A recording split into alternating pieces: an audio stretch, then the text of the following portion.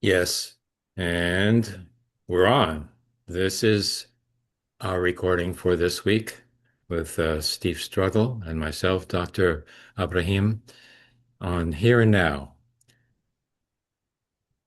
Weekly analysis of what is happening in the world today. Just incredible changes are moving along, and everyone's engaged. Both the revolutionary processes in various countries are engaged and the counter-revolutionary processes are underway as well.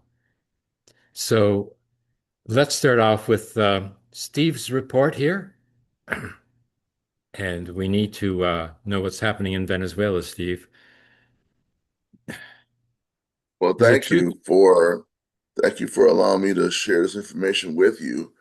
Um, People who watch this program should already be aware that on January 3rd of this year, the United States government instituted a military operation to kidnap and detain in U.S. jails and prisons the president of Venezuela, Nicolas Maduro, and the first combatant of Venezuela, his wife, Celia Flores. They have been detained in the United States for approximately 6 weeks, and they're being held on U.S. charges. Okay, now, since that time, some changes have come about in the Venezuelan oil sector.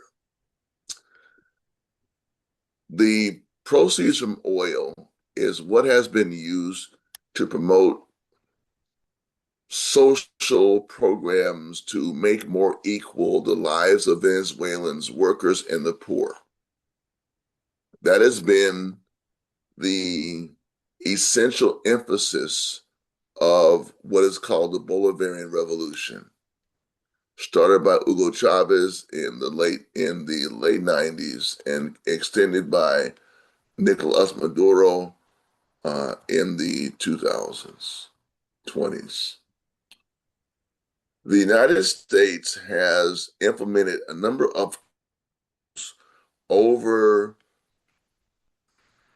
let's say, investment in Venezuela and the export of Venezuelan oil, its own oil, using U.S. sanctions that are based on the use of the dollar as the currency.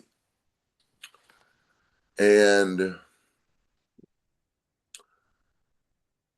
the current government has passed a law since the abduction of President Maduro, not before he was abducted, that will change some of the structures of the hybrid, what they call the hydrocarbon law, which will allow or make easier more investments in Venezuela and reduce the money, well, and theoretically reduce the taxes or royalties that the companies had to pay to Venezuela for access to Venezuelan oil.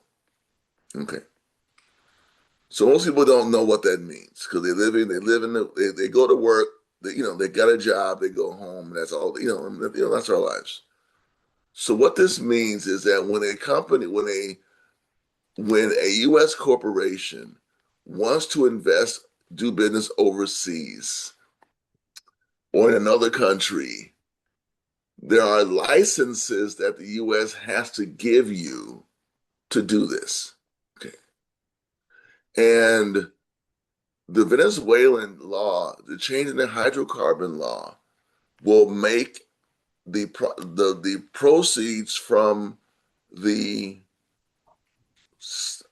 investment in Venezuelan oil less for the government. But there's a problem here. This is the problem that hasn't been talked about in the U.S. press or even the left press too much, as I've seen. Yeah, I haven't heard anything This, about the law. Nobody else is I know, reporting about I this. know, And I it seems know, I like, know.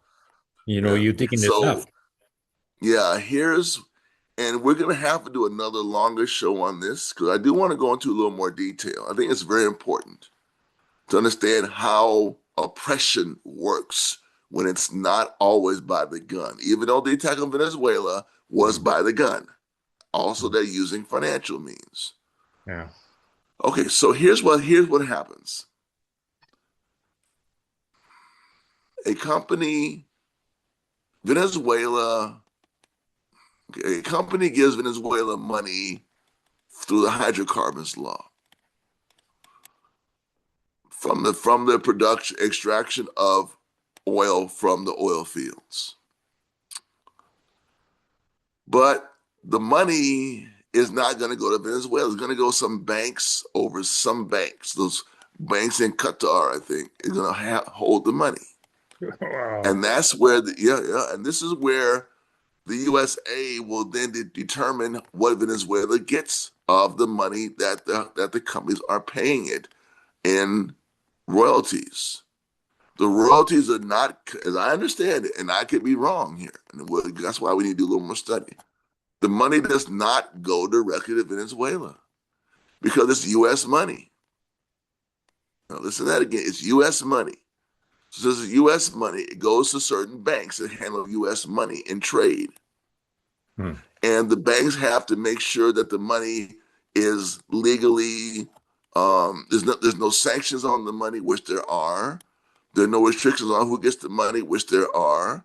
And then the bank can release the money. And as I understand it, the banks are not directly releasing it to Venezuela. Now I could be wrong about that. So that part I'm going to say I'm not sure about. But I do know that the money does not, or it's not like I have a hot dog, you buy the hot dog, I get the money. Or I Hmm. have oil, you invest in the oil, I have a tax, I get the tax money. No, that's not how it works. It goes through some processing centers to get the money, and there can be disputes on what's going on. They go to some international bodies. Before there was no allowance of international settlement issues. Now with the Venezuelan law, there is. So the main problem, as I see it, really isn't the Venezuelan law. It is the fact that Venezuela does not get the money directly. Because of sanctions, the companies route the money that they give to Venezuela through a U.S. conduit, U.S. approved bank or U.S. approved money changing system, and that money changing system then either gives it to Venezuela or puts it somewhere until the U.S. releases it. That's what's happening.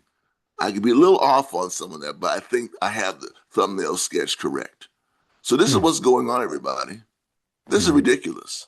How does Yeah. how do you have sovereignty over your country when you can't get the proceeds from your sale of your and this is your raw resources? That's why people like the people in the Sahel and the alliance of Sahelian states have said no. We don't want our investments are our investments, and we'll do with them as they want. Even though Mali still has an issue with some uranium that they are wanting to export, but there's some international settlement agency and some dispute. So that's what's happening in Venezuela. Maduro is in jail in the United States with his wife, and after he got here, this law was introduced in Venezuela to make it easier, make it more profitable for companies to do business in Venezuela. Profitable meaning Venezuela will get less money from taxes and revenues that they impose on the profits from the oil drilling, but the money doesn't come direct to Venezuela. It's not like they just get the money. Like, okay, here it is. We put it in the Venezuelan bank. There's your payment, and now we're out of here. We're pumping our oil. No, the sanctions is what is the killer, and that's not talked about. As long as they're using U.S. dollars as Hmm. the purchasing venue for purchasing tender for the oil for the right to drill and extract, then the U.S. government can say, well, our money is being used and we are sanctioning the use of our money, and you have to do it this way. We have a sanction on you. So Venezuela is still in a bad situation for us getting the money. And I think someone needs to be a little more honest about what's going on here. The Hmm. sanction is the issue. The hydrocarbon law clearly is eye opening.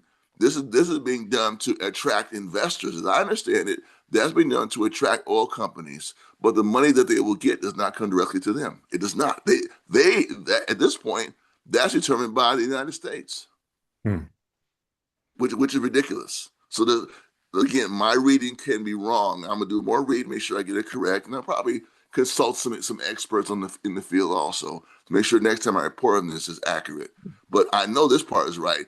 They they're trying to invest in they're quote unquote trying to invest people and encourage people to invest, and the U.S. is going to give them some licenses to avoid the sanction licenses to invest but to U.S. companies. But there's no rush. The U.S. companies don't want to really rush because they really want an end to the Chavismo government. They want a washed U.S. something like let's see, Ecuador. They want something like let me give another country something like Morocco. They want something that's going to be pliant to the U.S. directly and probably give nothing to Venezuela, and then they will get rid of the sanctions because you're not getting money anyway. But I think that's my you're right opinion. on there. Can you show us the law and the some of the paragraphs that you've dug Oh, up sure, there? sure, sure, sure. Give me a Yeah. second to get them up Because here I because it's think, really I've heard about, Exxon trying to muscle its way into the Venezuelan oil fields. Previously it was Chevron right, right. because It actually Chevron still is seven. agreed to a minority ownership of the oil exports. A majority of the revenue was going to Venezuela itself under that agreement with Chevron, another American company.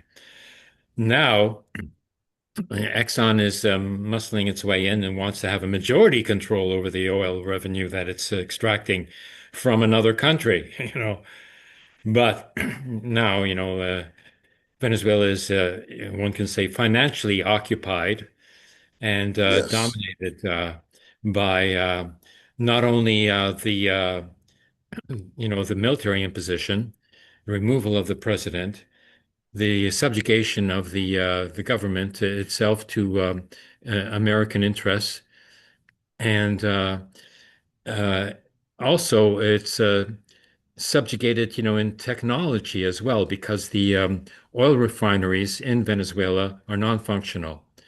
They haven't been maintained and they haven't been upgraded, like for decades. So the oil refineries are in Texas. So the United States, Chevron previously, now with Exxon, extract the oil, bring it to Texas, refine it, and then sell it, for who knows what, 5 times the original cost price. And the original cost price now, majority of that revenue stays with the American companies and not with Venezuela under the new regime. Right. So this is an article. I There's been times I have questioned this news site. It's called Venezuela Venezuel analysis, the Venezuela analysis, but it does have from the ground reporting, and we wouldn't have gotten this detail in the New York Times. No, you would not. It's not there. This article goes over many things about what the hydrocarbon law and the state's role in the energy section. What it means, the state's role, what it means is the money that the state gets from the private sector when it invests. That's what they're talking about. And basically, you know, the article goes over um, she will be guided by the best international practices, undertake a historic leap forward. They talk about Hugo Chavez, and she claims that Maduro would have approved this. Who knows if that's true because he's in jail. The General License 46 authorizes U.S. firms to purchase and market Venezuelan crude while demanding that the contracts be stripped to U.S. jurisdiction. See, this is U.S. it. jurisdiction. Look Oh, at this here. It bans transactions with Russia, Iran, North Korea, Cuba. Look at this. It's right in wow. the law. Right here, the law is banned. So Whoa. right here.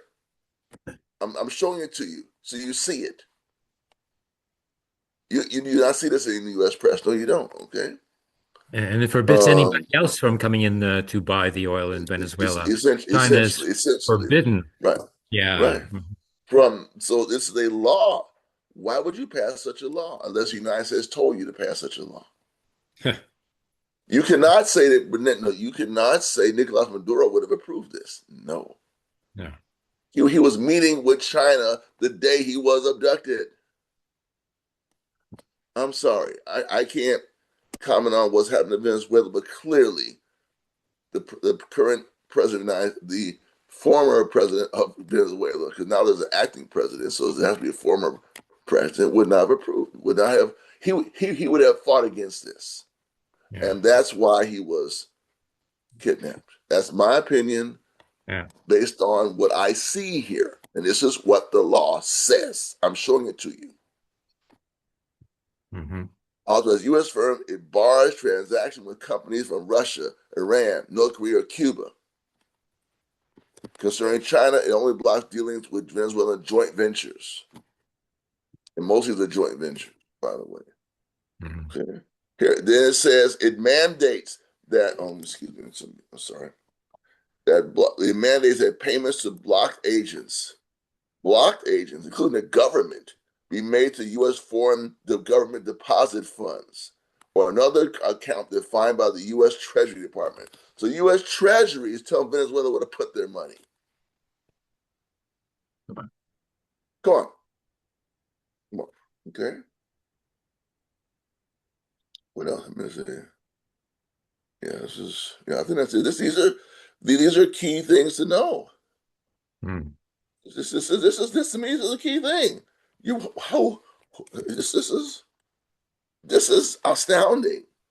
You Mm. cannot tell me Nicolas Maduro would have approved this. Or if he was meeting with China before, okay, let me say it. I can't say what he would have approved. I can't say that because that's what he and the Venezuelan Socialist Party would have decided, etc. But it would seem highly unlikely. Wow.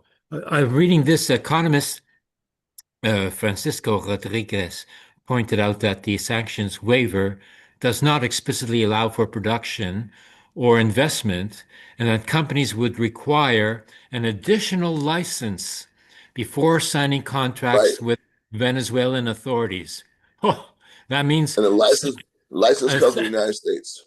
yeah, it's not Venezuela, certainly, No, because it no, says there, no. in addition to, and before, signing with Venezuelan authorities. Yeah. Wow, they need a license from the United States to deal with Venezuela now. This is And financial payments occupation. and the PDVSA is a Venezuelan oil government oil concern. Payments to it has to be made to a U.S. government foreign deposit funds. So this is what and how imperialism works, everybody. Wow. Okay, here's how it works. Yeah. It's like racism operates in a certain way. Sexism operates in a certain way. Here's how I'm going to tell you, you black worker, I don't like the way you come to a meeting. You don't sit properly. Yeah, some said reasons. Okay, okay. Or I don't like the way you move around your classroom or your or the the workplace. This is racism. Or your skirt is kind of short and it's causing distraction to our employees. Or your hair doesn't look like a normal hair of one of our customers. That's racism and sexism. And here is business oppression. Since you're using U.S. currency and the U.S. firm is involved, we're gonna make sure the money comes to us. We'll release the money when we make sure it meets all the criteria. And the banks, this is what else we want to talk about, Abraham. The Mhm. banks are used as clearing houses. The banks. So they send the money to a certain bank, and then the bank has to clear the payment to Venezuela. A bank, the bank in Qatar. I think it's in Qatar. Hmm. So the bank acts as a clearinghouse to clear the money. And if the mm, and if anything is funky about the money, the how the money how the money is processed, how is there something funky about where it came from, blah blah blah blah blah, then the bank can say, I'm not giving you the money, the person who bought it, or I'm not giving Venezuela the money. It looks like some funky transactions here. We have to clear this. uh, Yeah. uh, this is much like the gold reserves of Libya were taken over by the 20 billion in New York, another 20 Yeah. billion in Canada, another 15 billion in Switzerland. Yeah. Yeah, this is And the the world. same thing The happened world. to Go ahead. Iraq. And uh, this is the whole financial system is being Yes, weaponized. yes, Like it's like a financial yes. war. There's like a world war happening, but at the level of finances. It's and Right. occasionally breaking out into a violent suppression of any opposing uh, s- um, arrangements. Like with China. I think it's China's entry into Venezuela. That has really upset the United Yeah, States yeah. so much. Yeah, So that's what. here's how the here's a little flow sheet I created on how it go. Legal permission to to to have the money. Contract terms where you got the money. Payment initiation. Then the clearing. It's called the clearing. The correspondent clearing. That's where the banks get involved in compliance, restriction, holding the money, conditional releasing, and then it comes to the government. So it has to go through at least one, two, three, four, five, six steps before it gets to the Venezuelan government. Anywhere in that process, really, let's say payment, correspondent clearing, compliance review, restricted escrow holding, conditional release. Any one Wow. of those five areas, it can be stopped. Yeah. They don't get the money, and you're not Wow. going to see this is not in the New York Times or the Washington Post or the Left Review. Here's Yeah. how it works, everybody. Yeah. Here's the steps. So anywhere along this line, let's say a payment to usable cash. There's one, two, three, four other steps they have to go through to get their money. And the And United States sets this up because they use U.S. currency and U.S. companies to control how people get the money from. So it's not just resource extraction, but also impeding you from getting the money from the resources that we have extracted. Yeah. So it's actually theft.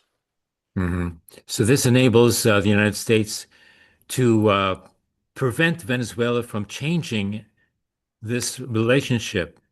So if they Yes. try to sort of, set up another contract with a Chinese company, then the revenue So they'll is have to do withheld. it in Is withheld. Chinese money.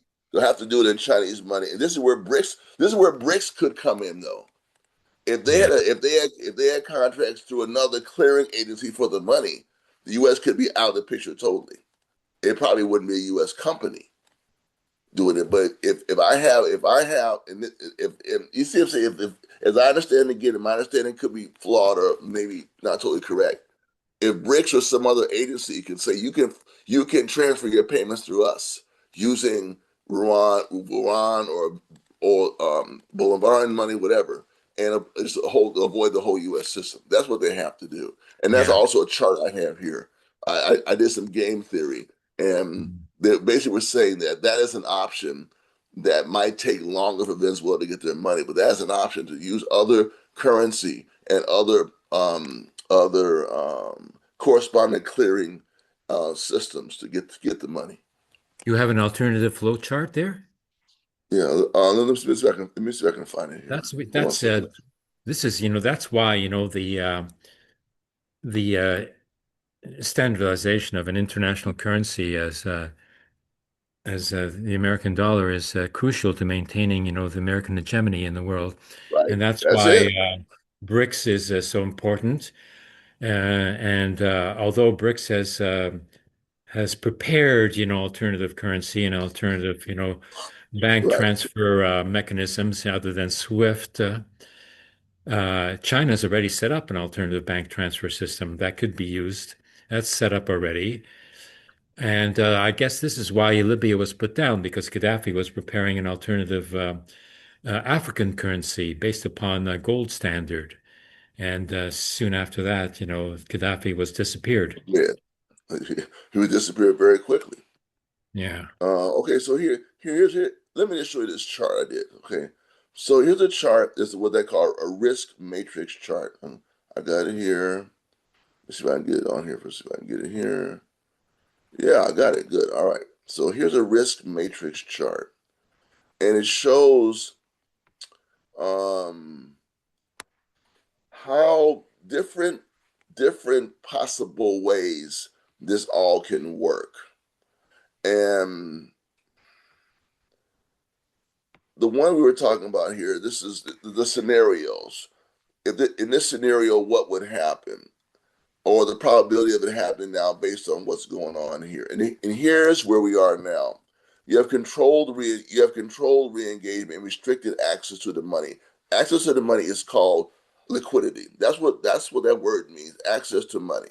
Ah. So with the increase with the new law, let's say there's more oil being pumped, but proceeds are routed through restrictive custody escrow-like channels. Usable state cash grows slowly.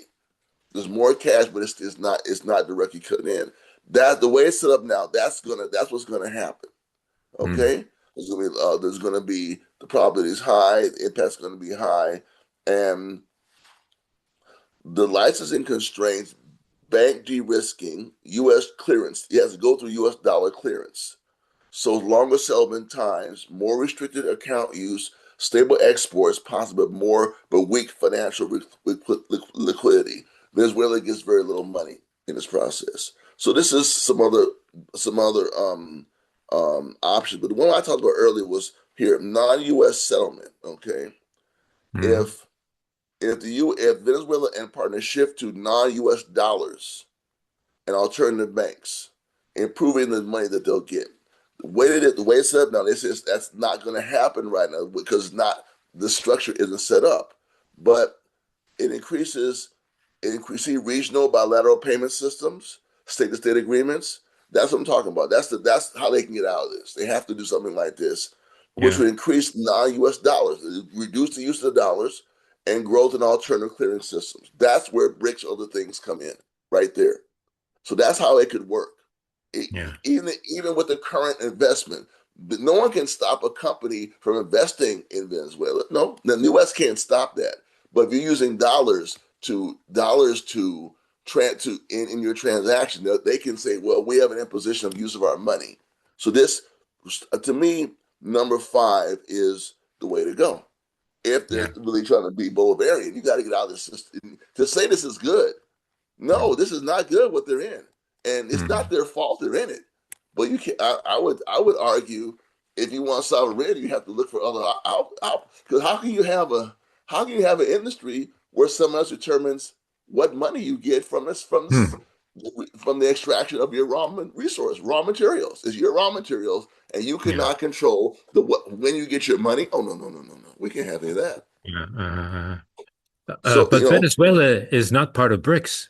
It was no, blocked it was by being blocked from by being a member of BRICS our by good Brazil. freaking backstabbing friend, our backstabbing friend Lula. What a Uh, backstabber!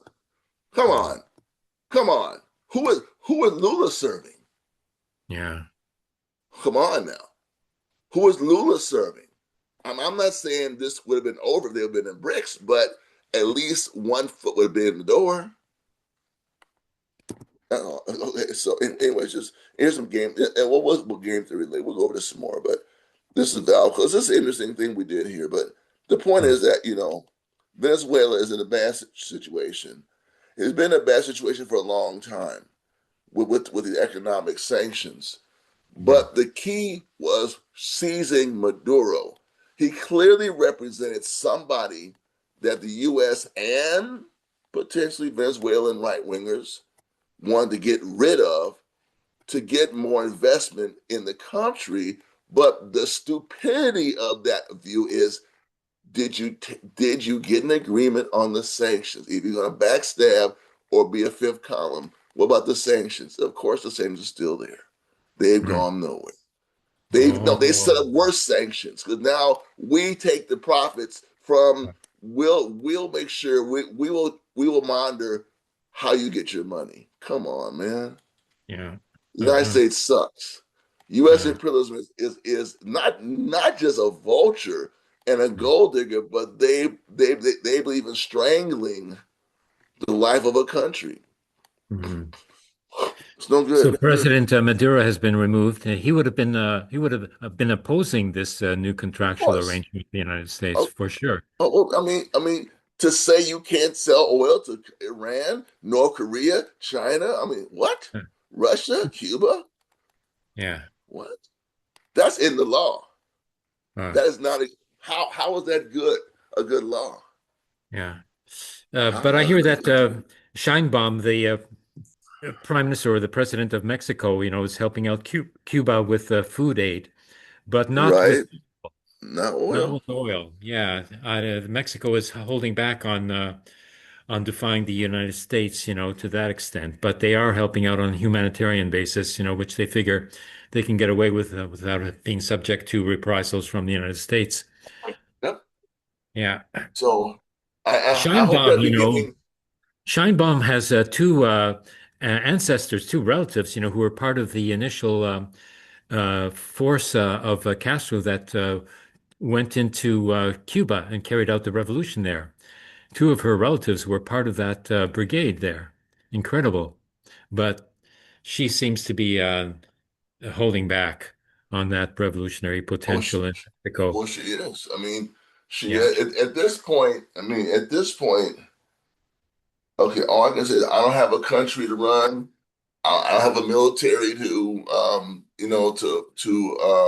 I don't have, schools to fund. I don't have that. So I quote unquote understand your situation politically. However, the bully has told you you better not do something, and you are succumbing to the threats of the bully. That I mean, that's what it comes down to.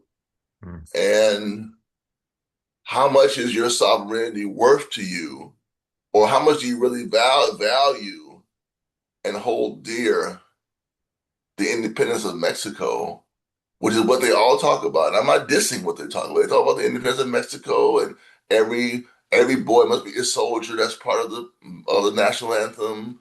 Mm. And our land is cannot be soiled, etc. And I'm not knocking any of the ethos of the government, but that's what you say.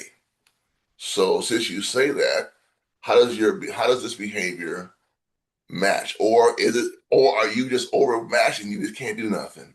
If so, just say Yeah. that we're overmatched. We can't fight back now. Here's all we can do. Just Yeah. say that, and then at least you're saying we have our sovereignty, yet we have no way of enforcing it right now. So I have to do. I mean, just be honest with the world, Yeah. because you could sell them so well. Yes, you could.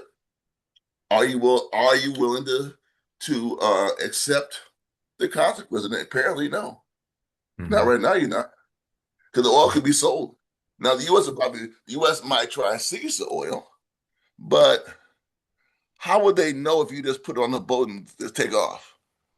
It ain't that far from Mexico to Cuba. No, it ain't. It ain't that far at all. Hmm. Was it like a 90-minute flight, maybe? If it's that far. Hmm. So I don't know about oil, but you could do it. You could do it. Just do it and take a dare. Get the oil tanker filled up.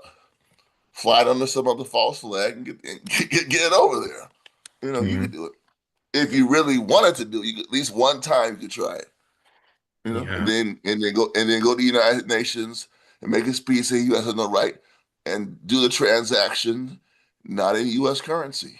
Hmm. Hmm. Don't use the transaction in U.S. currency. Use it in some other currency. Use it in pesos. Hmm. Try that. I'm just giving some ideas because there's got to be ways around this thing. Yeah. But they're not trying. They're No, submitting. right. The government, They're not in trying. Venezuela has collapsed, so, and Yeah, that's some not may, yeah, just the some may, truth. yeah.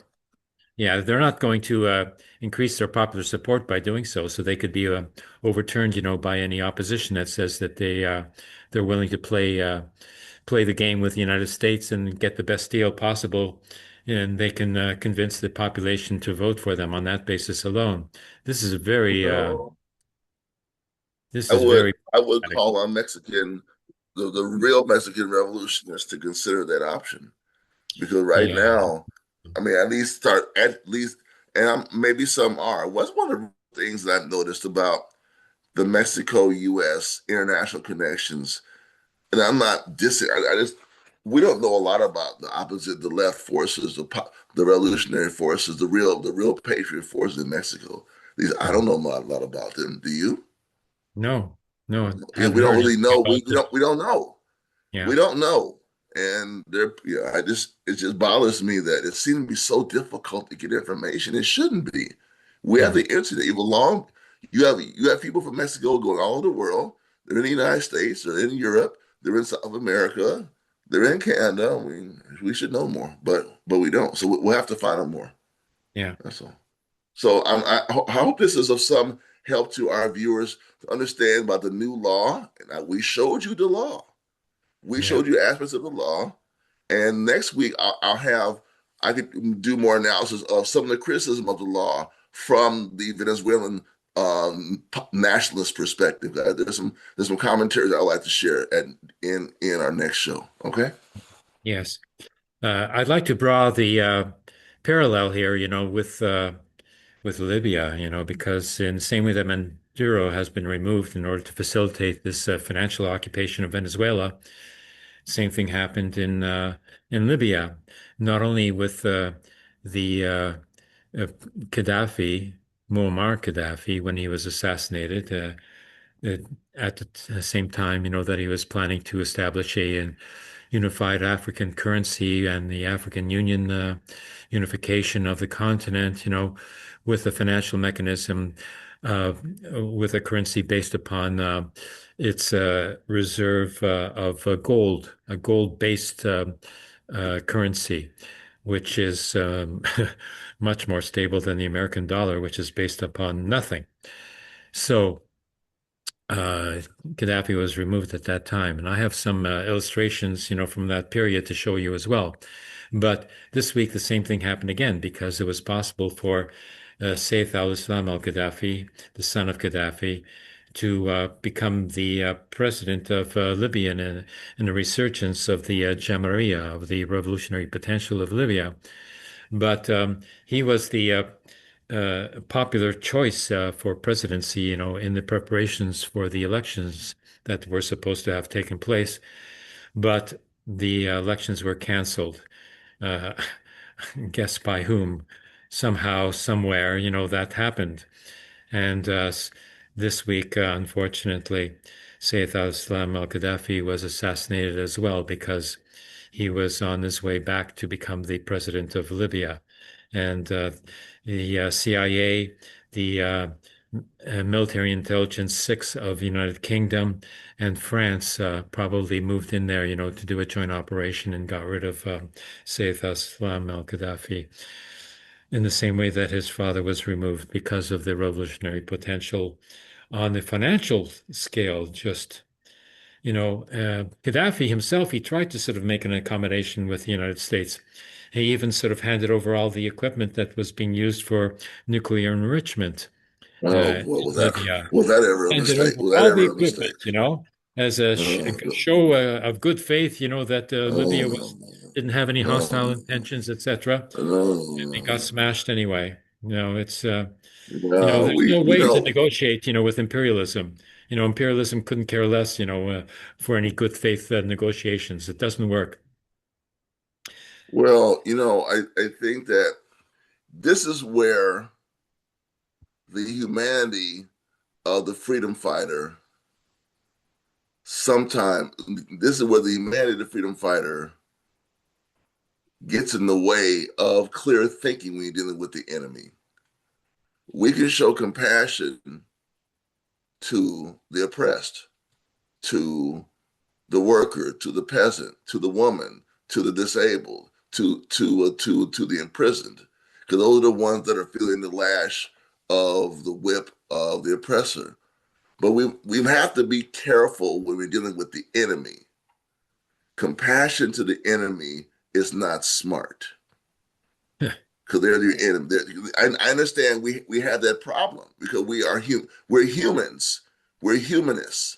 We're Yeah. for the benefit. We're for a new world that benefits all of humanity. And but at the same time, they're enemies of humanity. And when we deal with them, we have to take on kind of like a godlike punishment or approach to them that no, you're wrong. I have to punish you. And it's hard, but we have to be hard and giving up. I'm sorry, and brother Gaddafi was viciously murdered. His country was destroyed. It's still not to say. It still isn't even close to what it was. Yeah. And I understand his brotherhood and his desire to do the right thing. I do. And we've all been in a situation where we've done the wrong thing with the enemy. No, the enemy is the enemy, and don't trust him in any way. If you trust him even 1 millimeter, if you even trust him 1 centimeter, that's a trust that is foolishly being given. I'm sorry, Yeah. just. Yeah. And the left has, fallen for this, imperialist propaganda. Yeah. In the email list, Mark's Mail, which is about about 600 North American Trotskyists, who are congregated there. There's one of them, who even sort of, put out a comment, calling Gaddafi dictatorship, saying that Libya was living under dictatorship. Like if Saif al-Islam Gaddafi, just the son, has so much popular support that he become president, evidently, Gaddafi himself was a popular leader of Libya at that time. And like the much is made of the lack of general elections that would have taken place in Libya, but they had a different system called the Jamaria, a collective society, in which civil society was organized on the basis of revolutionary committees, and each group of people who had an affinity to work together formed a revolutionary committee on their own that was autonomous from any centralized authority.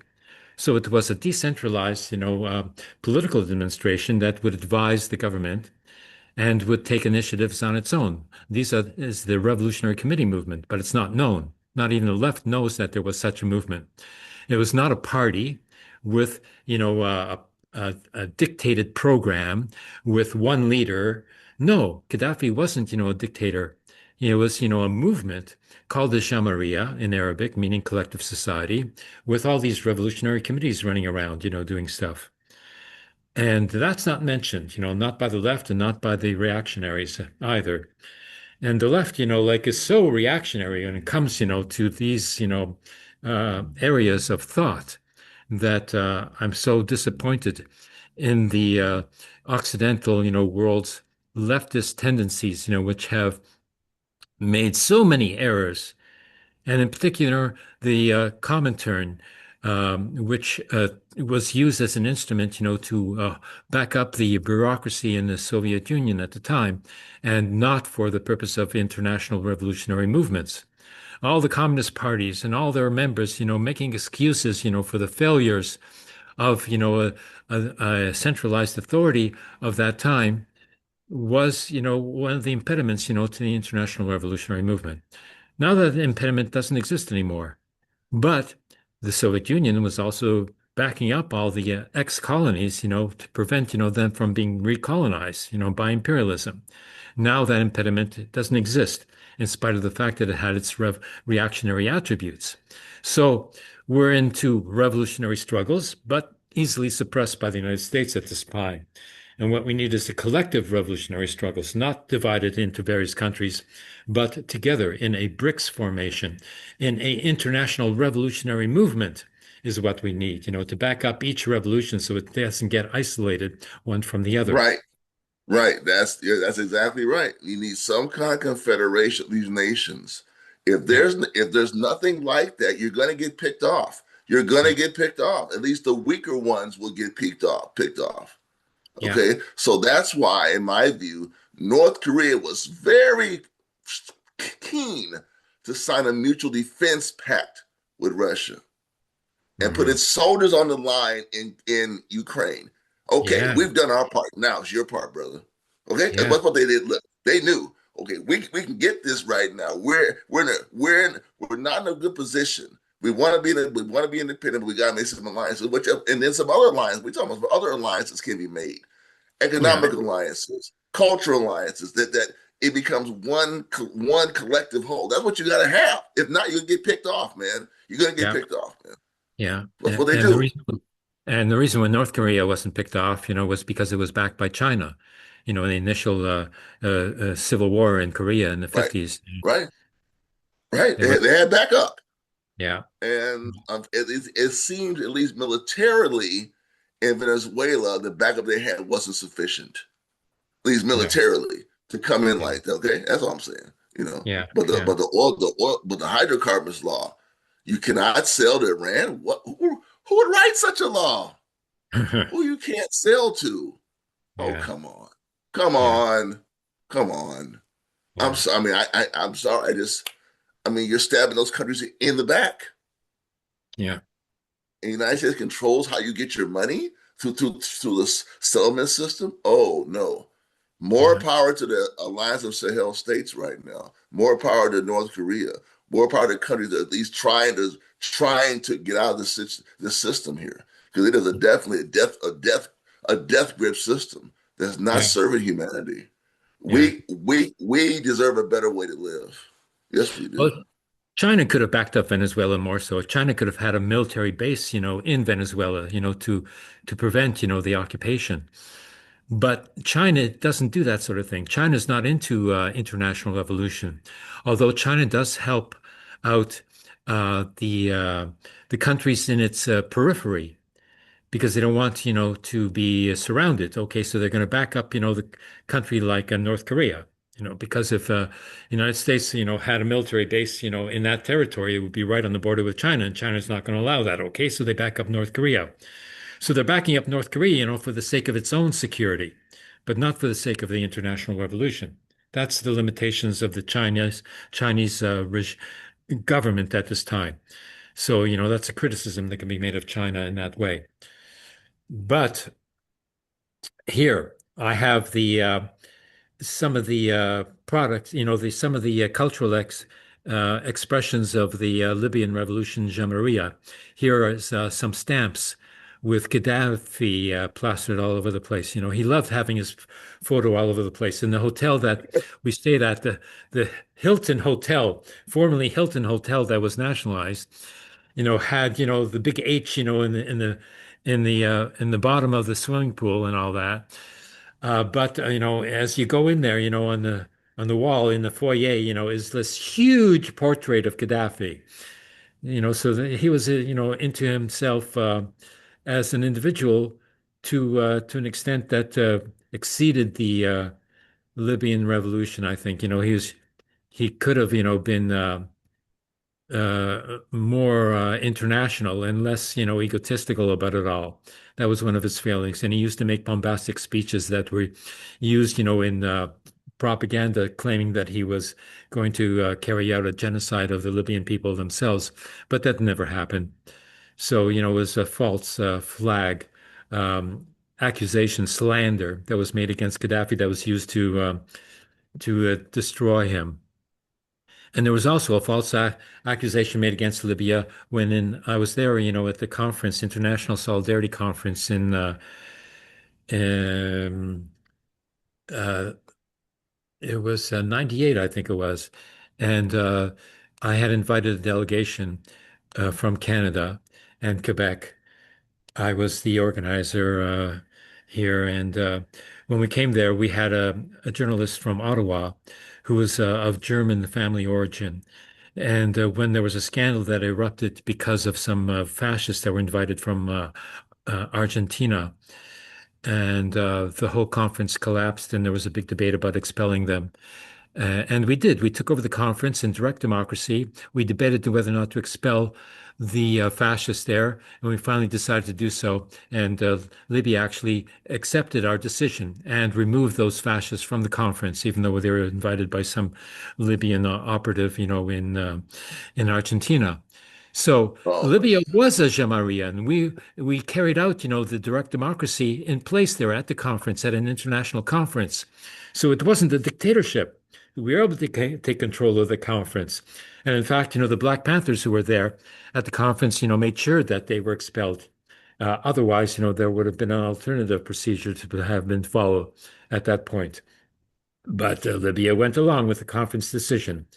So, and here's the same stamp collection with the centerpiece, this gold sort of facsimile of Gaddafi riding a horse, which is a very Arabic, iconic, symbol. Now, well, next. it just seems that a lot of revolutions, like it or not, again, like it or not, see that make the iconography of the leader a central part of its propaganda. That's what Yeah, it seems to me. That's what it seems to be. And I can't. yeah, That's all I can say. Okay. yeah. So it's unfortunate, that there's this, this form of cult of the leadership that was initially built up around Stalin, but is used in other instances as well in place of the program, in place of glorifying the program and the actual political process. Here's another image from Libya. This is Libya in the Middle Ages when Europe was like wood burning, primitive culture.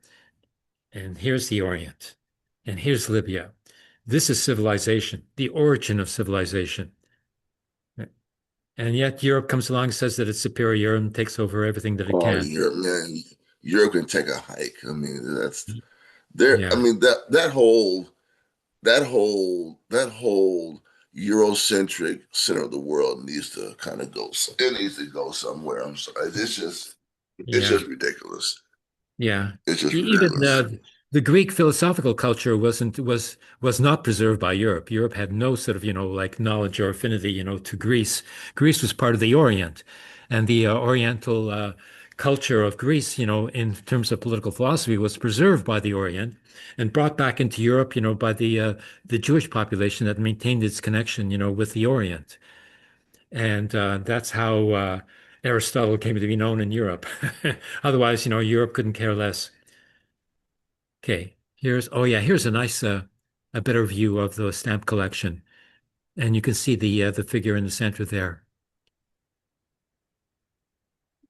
Here he is. This is Gaddafi. Very strong personality. I met him. I spoke with him, and he was actually very humble when it came to sort of meeting other people, who were also revolutionaries. He was differential. He wasn't, like sort of, a madman as depicted. No, he was intellectually developed.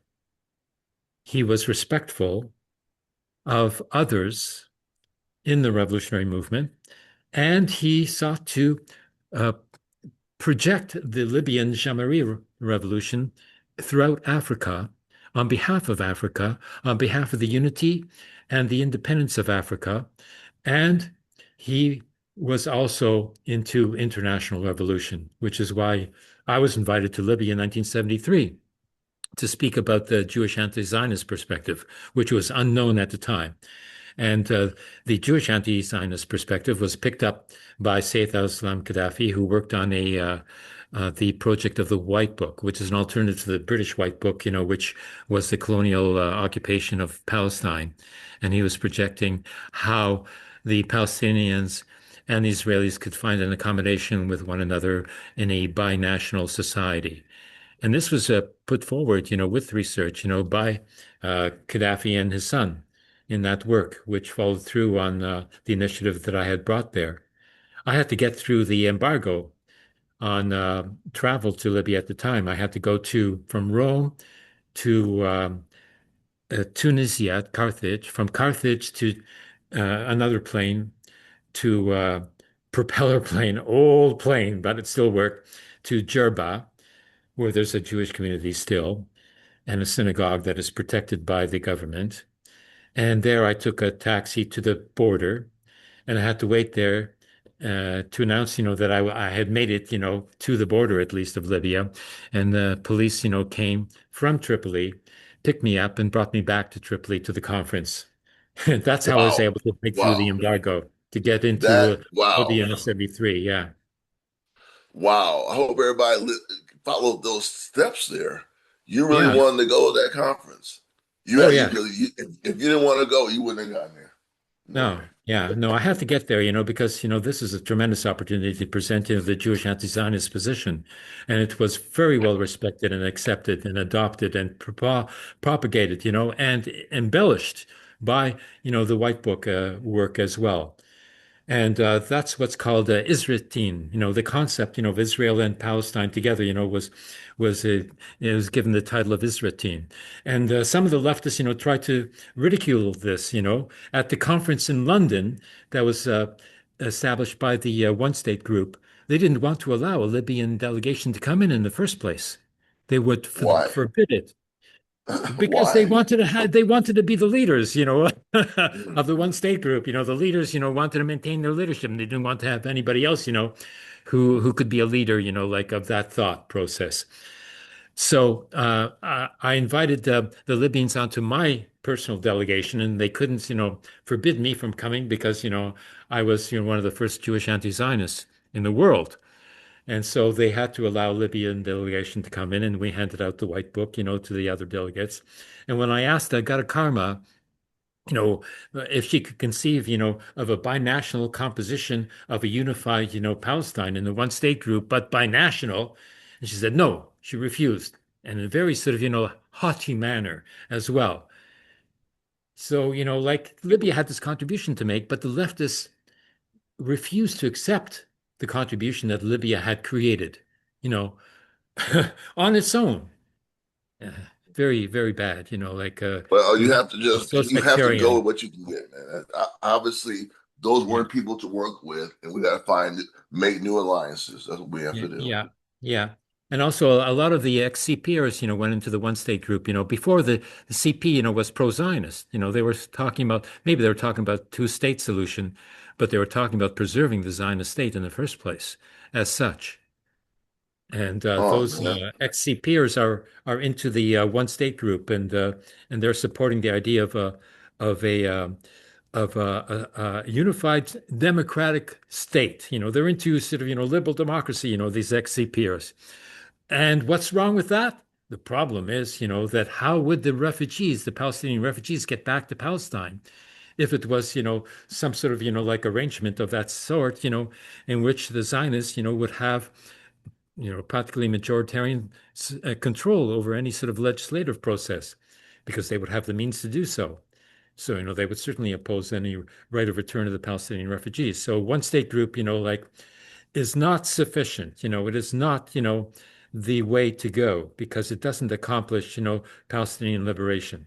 And the leftists, they don't realize this. They don't even think about this. They think, oh, one state group, sounds good, and they jump on it, without thinking. No, it's got to be, uh, it's got to be, like more profound than that. Okay, next image I have. Here's another stamp of Gaddafi with a technology in the background, showing the development. boy, a space station. Oh my God, a satellite. Oh yeah, Wow, yeah, yeah, yeah, look at that. yeah. Yeah, Look how advanced that was. yes. I think Libya, established a satellite for communications, for cellular communications in Africa to unify Africa. That was one of the initiatives, that was used, to achieve the unification of Africa. Yeah. Oh, here it is. Yeah. Here's a better view. Yeah, there's the satellite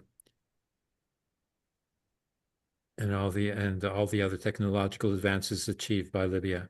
Hmm. Wow, incredible.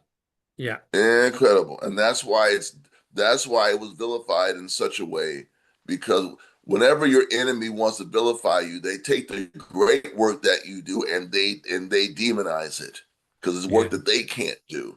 work that they're jealous of, work that your scientists and your educators and your peasants and your farmers have developed and your merchants have developed to make things more advanced. They'll take it and demonize it and steal it.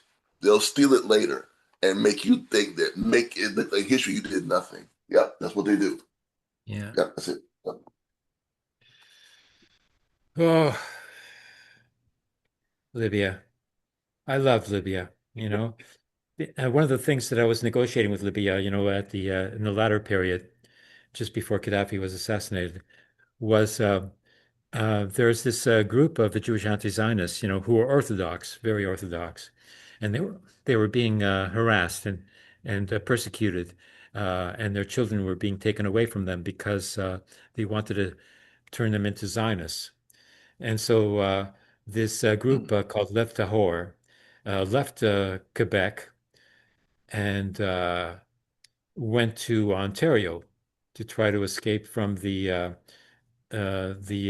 child agencies, which had some Zionist operatives in there who were using that child protection agency to try to get control over the children in that community, to destroy it, to take away the next generation, and take the children away from the parents and send them to like grandparents living in Israel or something like that. So they were suffering again, under the Ontario legislature, which is trying to do the same to them there in Ontario, Canada. So they left and they went to Guatemala. And in Guatemala, they also got harassed. And so they left Guatemala again, for Mexico. And same thing, they got harassed there too. So then they went to some other countries. But at that point, I tried to intervene for them to find them a place, of security in Libya. And Libya agreed. Libya agreed to give them the site for establishing a Jewish village on the shore of the Mediterranean, just outside of Tripoli. And, all 60 members of this community, were invited to come and live there. I had a list, I sent it in, and it was in the process of being approved. And then, this whole village would have been built by Libya. They would have been given, the accommodation, of a home and land and a way to live, and the freedom to express themselves as they wished, as Jewish non-Zionists. And then the Civil War started, and all that project crashed. So, we could have set up an alternative, to the Zionist, scheme of things, in which they claim to be, working to set up a Jewish homeland.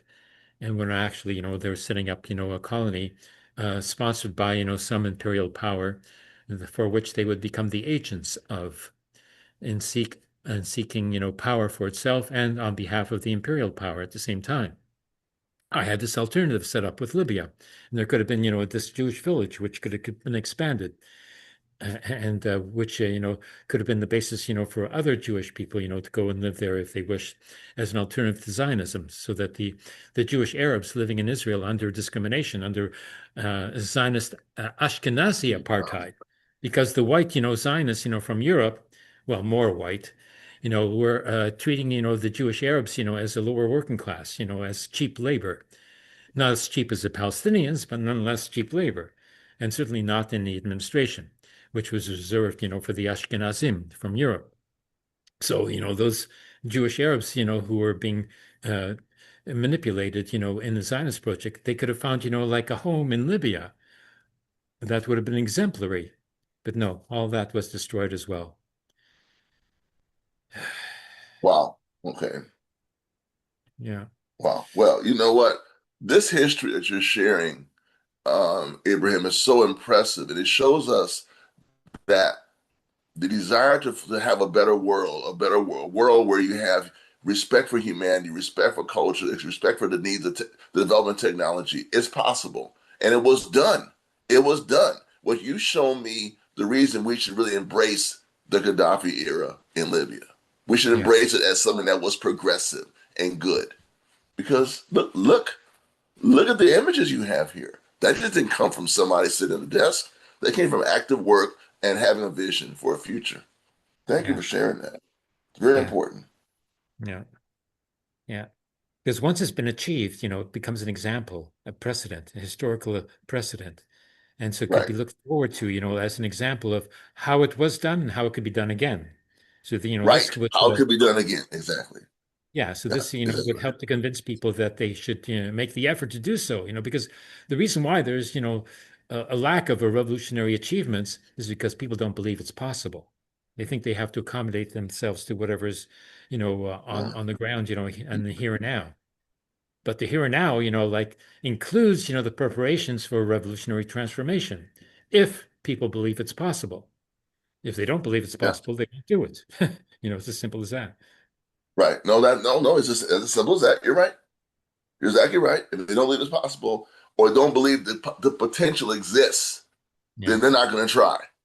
yeah, You have to have that. What it's a often misused and overused phrase. You have to have the growth mindset to know it's possible if we establish a foundation, build slowly with determination, with the capacity to make it happen. If we don't try, it won't happen. If you do try, it might happen.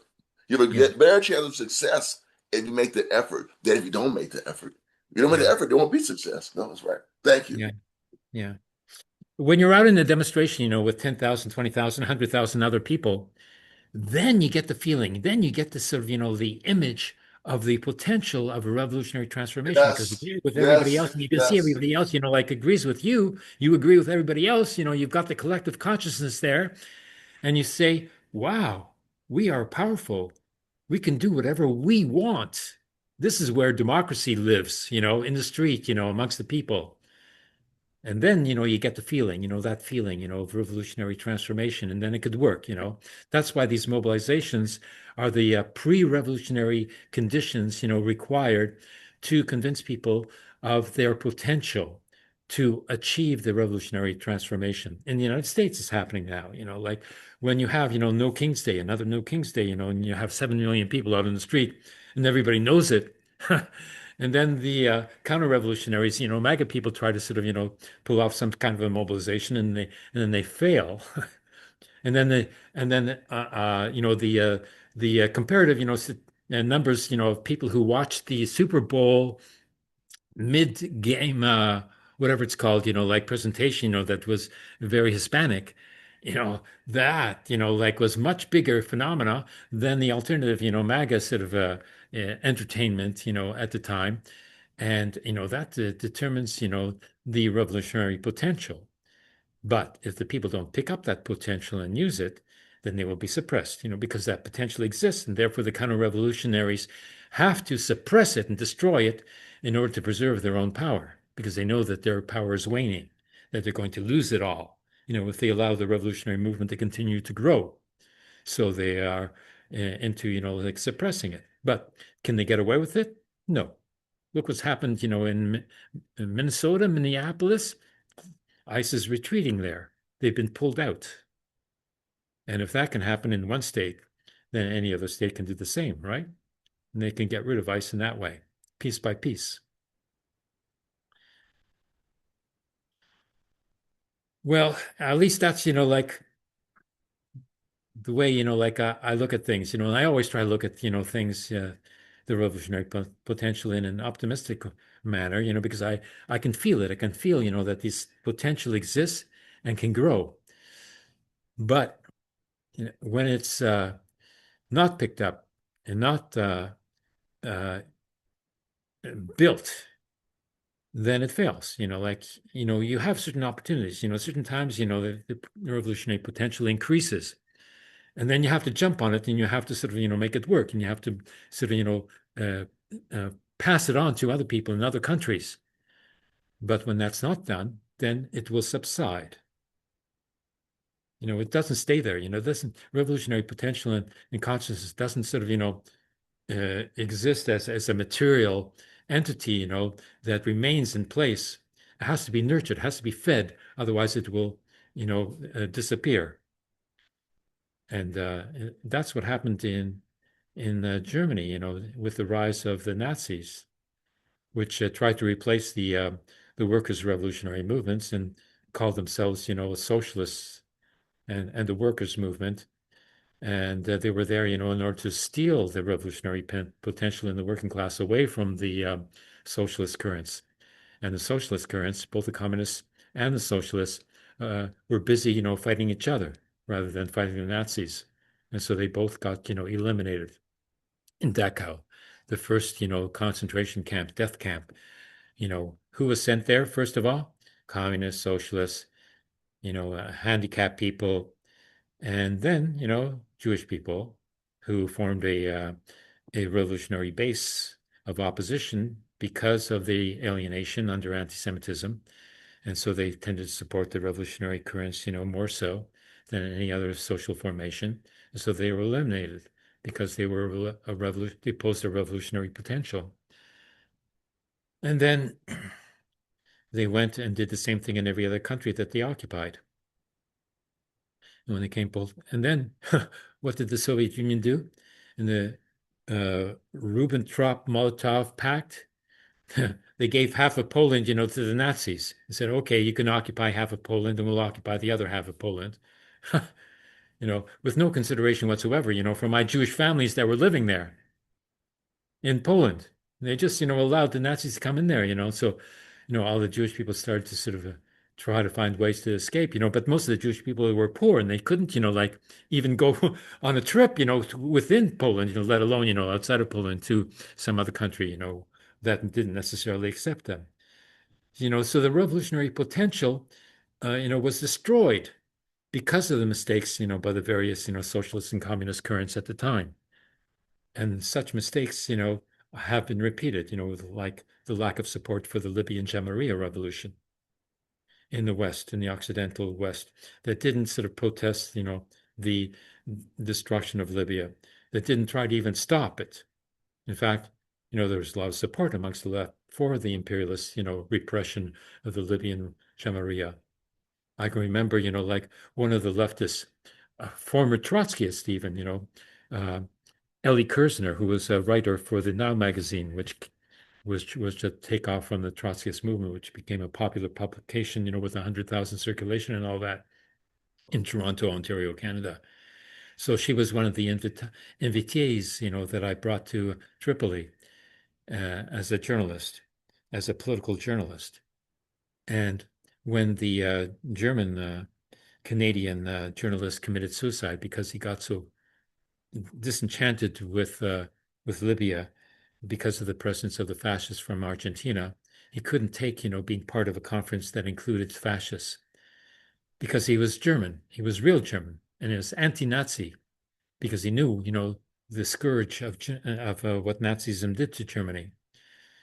And he, out of depression, committed suicide. And so, what did the reactionaries claim? They claimed that Libya had killed him because he didn't agree with the presence of the fascists there. But the fascists, we expelled them, like we all expelled the fascists from the conference.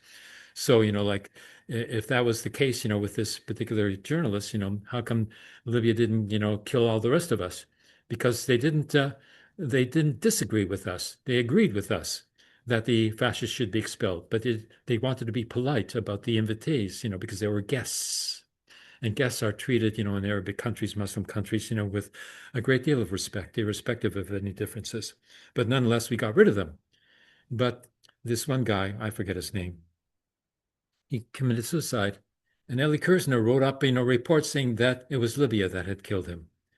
And so that provided, the psychological rationale for a lack of support for Libya when it came time for the imperialists to try to destroy that regime, and they got away with it, because the left refused to support Libya and even lied about Libya and went along with the propaganda claiming that Gaddafi was a dictator and all that.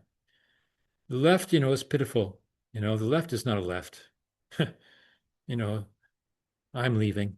I'm going to go away and find some real revolutionaries elsewhere. This is not the way to go. And it's got to get serious, more serious. And it's not a matter of any particular group. You know, uh, uh, some of the, socialist groupings, are so content with themselves because they've got an increase in membership. And all they care about, is increasing their own membership. And they think that this is, the revolutionary, movement happening because they want to substitute themselves for the revolutionary movement rather than building the revolutionary movement itself. The revolutionary movement is a social movement. It's an intellectual movement of ideas and people who are willing, to mobilize, to implement those ideas. It's not, building a party. I mean, if you want to build a movement, yes, it has to be federated. There are various organizations. Yes, we need organizations, but not, like one organization centralized, that dominates every other organization because they're going to louse it up, because they're only fighting for their own power and not fighting for the power of the people. People's power is a constitutional demarche. I've written up an article about that that's supposed to be published, in an academic journal. And it's something that can be appreciated. It's appreciated even now, by these academics. So it's this article is up now on the academia.edu website in my Abraham Weizfeld profile. And the name of the article is People's Power in Postmodernism. And its subtitle is A Constitutional Demarche. Not democracy, but demarche. The rule of the people, not the rule of the representatives of the people, but the rule of the people indirect. This is direct democracy. And that's what Libya was proposing. And they called it that, direct democracy. And the Green Book, explains, what the direct democracy is and how it works, with revolutionary committees, etc., that give the power to civil society as a revolutionary force, independent of a state. So we've got it. We've got the plan. We know what to do. It's a matter of enough people sort of, coming to the focal point of what is the immediate necessity of defending revolutionary initiatives and bringing in other sort of revolutionary tendencies in a federation of force that can actually achieve what it set out to do. That's what I wanted to say here to everyone here and now. And I think that we are doing so here. And our analysis, projects, how it can be done. And we want to bring in other people who can carry out this effort together with us so that we can achieve the necessary transformation to prevent Third World War, to prevent ecocide, to prevent recolonization of all of the colonies that were liberated in the post-war, post-Second World War period, and liberated by the United Nations resolution in 1960 that was sponsored by the Soviet Union on behalf of the independence of all the ex-colonies and all that, which resulted in the uh, increase in the members of the United Nations from 75 to 143 now, together with Palestine. And all those additional sort of members were the former colonies who became independent. And they became recognized in the United Nations because the Soviet Union insisted upon it. So it happened. But now we don't have the Soviet Union anymore. So, each ex-colony can be picked off, one by one, like Venezuela is being done. And we can allow that to happen. We have to form a new international of revolutionary movements in revolutionary countries that will stop imperialism for good. Uh, I think that's the conclusion to be had.